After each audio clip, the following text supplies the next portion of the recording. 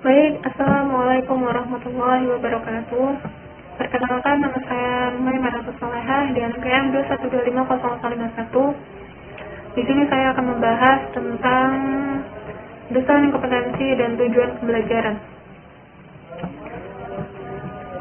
Kompetensi ini berasal dari kata kompeten yang berarti kecakapan, kemampuan. Jika melihat dari pengertian tersebut, maka hal ini berarti erat kaitannya dengan pemilikan pengetahuan, kecakapan, atau keterampilan sebagai guru. Kompetensi sebagai suatu tugas yang memadai atau pemilikan pengetahuan, keterampilan, dan kemampuan yang dituntut oleh jabatan seseorang. Dalam hal pembelajaran, terjadi interaksi dua arah, yakni antara peserta didik dengan pendidik.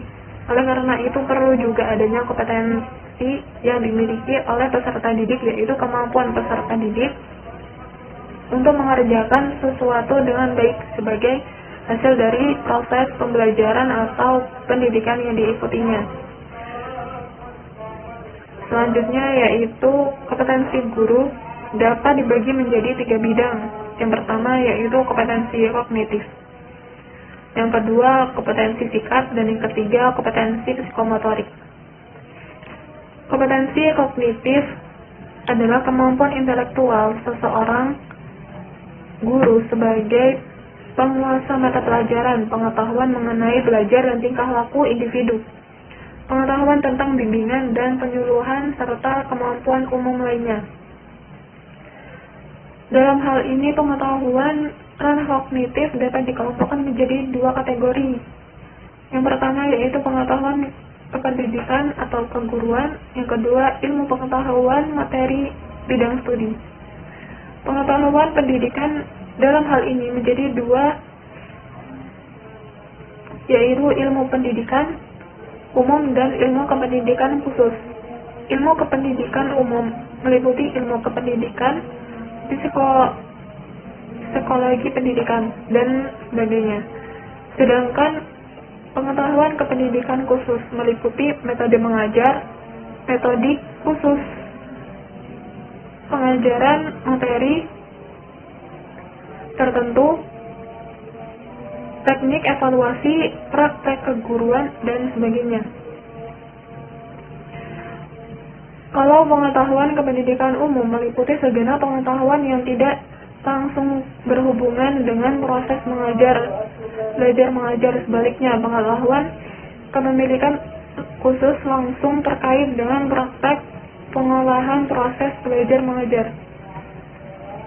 Ilmu pengetahuan materi bidang studi. Kategori yang kedua ini meliputi semua bidang studi yang akan diajarkan oleh guru. Penguasaan atas mata pelajaran atau bidang studi yang akan diajarkan seorang guru mutlak diperlukan. Penguasaan tersebut seyogyanya dikaitkan dengan pengetahuan kependidikan khusus, terutama mengenai metodik khusus serta praktek keguruan. Selanjutnya yaitu kompetensi sikap atau afektif, artinya kesiapan dan kesediaan guru terhadap berbagai hal yang berkenaan dengan tugas dan profesinya. Kompetensi ranah afektif bersifat tertutup dan abstrak sehingga amat sukar diidentifikasi. Namun demikian, kompetensi afektif yang sering dijadikan objek penelitian adalah sikap dan perasaan diri yang terkait dengan profesi keguruan.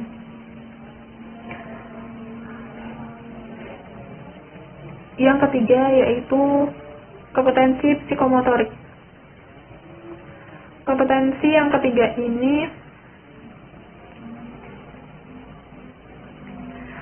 terkait dengan keterampilan jasmania seorang guru dalam melaksanakan tugasnya sebagai seorang pengajar. Secara garis besar, kompetensi ini dibagi menjadi 2, yaitu kecakapan jasmaniah umum dan kecakapan jasmaniah khusus. Kecakapan jasmaniah umum meliputi kemampuan yang diwujudkan dalam bentuk gerakan dan tindakan umum jasmani seseorang guru, seperti duduk, berdiri, berjalan, dan lain-lain yang secara tidak langsung berhubungan dengan proses belajar mengajar, sedangkan kecakapan jasmaniah yang bersifat khusus meliputi keterampilan tertentu yang diwujudkan dalam kegiatan belajar mengajar. Jadi kecakapan ini secara langsung berhubungan dengan proses belajar mengajar. Ada beberapa hal yang harus dipersiapkan oleh seorang guru sebelum mengajar dan berinteraksi dengan para siswa. Beberapa hal tersebut yaitu yang pertama, penguasaan materi, yang kedua, persiapan mengajar, yang ketiga, penguasaan media mengajar, yang keempat, penguasaan metode mengajar, dan yang kelima, kemampuan mengevaluasi. Selanjutnya yaitu cara mendesain kompetensi. Alternatif pertama, mendesain kompetensi atau tujuan pembelajaran berdasarkan KBK, yaitu kurikulum berbasis kompetensi. Selanjutnya ada 3 komponen yang harus dirumuskan khususnya dalam KBK, yaitu yang pertama standar kompetensi, yang kedua kompetensi dasar, dan yang ketiga indikator. Standar kompetensi adalah kebulatan pengetahuan, keterampilan, sikap, dan tingkat penguasaan yang diharapkan dicapai dalam mempelajari suatu mata kuliah. Kompetensi dasar adalah jabatan dari standar kompetensi, yaitu pengetahuan, keterampilan, dan sikap minimal yang harus dikuasai dan dapat ditampilkan peserta didik. Dengan kata lain, kompetensi dasar adalah kompetensi-kompetensi pendukung dan penentu keberhasilan tercapainya standar kompetensi. Tanpa penguasaan kompetensi dasar, peserta didik tidak akan mungkin berhasil dengan utuh atau sempurna akan tercapainya standar kompetensi sebagai hasil prestasi. Ada beberapa alasan mengapa tujuan perlu dirumuskan dalam merancang suatu program pembelajaran. Yang pertama, rumusan tujuan yang jelas dapat digunakan untuk mengevaluasi efektivitas keberhasilan proses pembelajaran.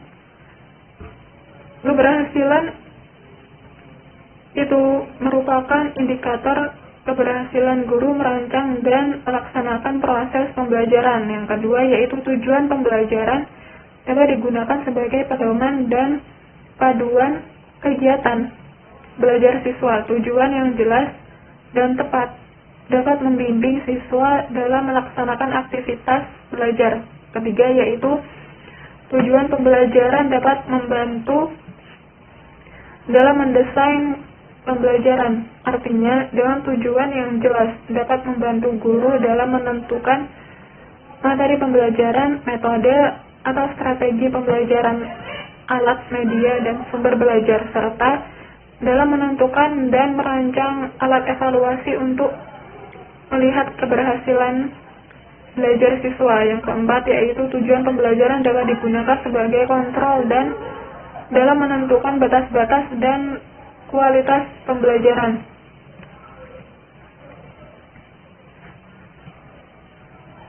Dalam hal ini, ada beberapa hal atau macam tujuan pendidikan. Ada 2, yaitu tujuan pendidikan nasional dan tujuan pendidikan agama Islam. Pendidikan nasional bertujuan untuk meningkatkan kualitas manusia di Indonesia, yaitu manusia yang beriman dan bertakwa kepada Tuhan Yang Maha Esa, berbudi pekerti luhur, berkepribadian mandiri atau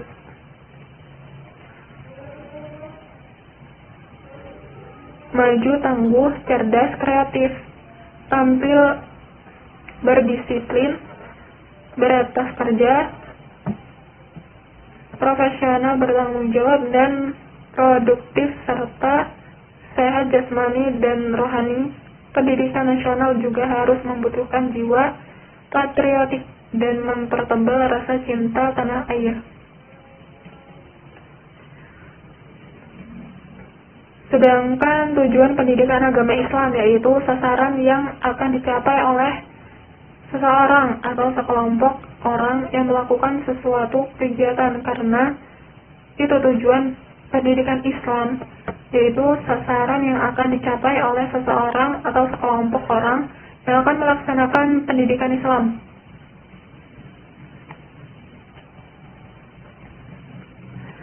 Selanjutnya yaitu taksonomi tujuan pembelajaran. Taksonomi tujuan pembelajaran merupakan suatu kategori tujuan pembelajaran yang umumnya digunakan sebagai dasar untuk merumuskan tujuan kurikulum dan tujuan pembelajaran. Untuk dapat menentukan tujuan pembelajaran yang diharapkan, pemahaman taksonomi tujuan atau hasil belajar menjadi sangat penting bagi seseorang guru. Dengan pemahaman ini, guru akan dapat menentukan tujuan pembelajaran biasanya diarahkan pada salah satu kawasan dari taksonomi. Benjamin Nussbaum dan D. Krathwohl memilah taksonomi pembelajaran dalam 3 kawasan, yakni kawasan kognitif, afektif, dan psikomotor. Kawasan kognitif adalah kawasan yang membahas tujuan pembelajaran berkenaan dengan proses mental yang berawal dari tingkat pengetahuan sampai ke tingkat yang lebih tinggi, yakni evaluasi. Kawasan kognitif ini terdiri atas 6 tingkatan yang secara hierarkis berurutan dari yang paling rendah sampai ke paling tinggi, yaitu yang pertama tingkat pengetahuan, yang kedua tingkat pemahaman, yang ketiga tingkat penerapan, yang keempat tingkat analisis, yang keenam, yang kelima tingkat sintesis, dan yang keenam tingkat evaluasi. Kawasan afektif adalah satu domain yang berkaitan dengan sikap, nilai-nilai interest, apresiasi, dan penyesuaian perasaan sosial. Tingkatan afeksi ini ada 5, dari yang paling sederhana ke yang kompleks adalah sebagai berikut. Yang pertama, kemauan menerima, yang kedua, kemauan menanggapi, yang ketiga, berkeyakinan, yang keempat, penerapan karya, dan yang kelima yaitu ketekunan dan ketelitian. Selanjutnya yaitu kawasan psikomotor. Domain psikomotor mencakup tujuan yang berkaitan dengan keterampilan atau skill yang bersifat manual atau motorik. Domain ini juga mempunyai berbagai tingkatan. Urutan tingkatan dari yang paling sederhana sampai ke paling kompleks, yaitu persegi, persepsi, persiapan melakukan suatu kegiatan, yang ketiga mekanisme, yang keempat respon terbimbing, yang kelima kemahiran, yang keenam yaitu adaptasi dan originasi. Sekian pembahasan dari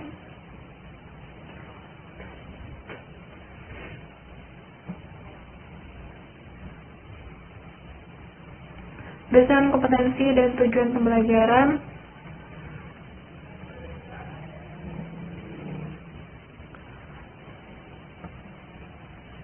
Saya mohon maaf jika banyak kesalahan. Saya akhiri. Wassalamualaikum warahmatullahi wabarakatuh.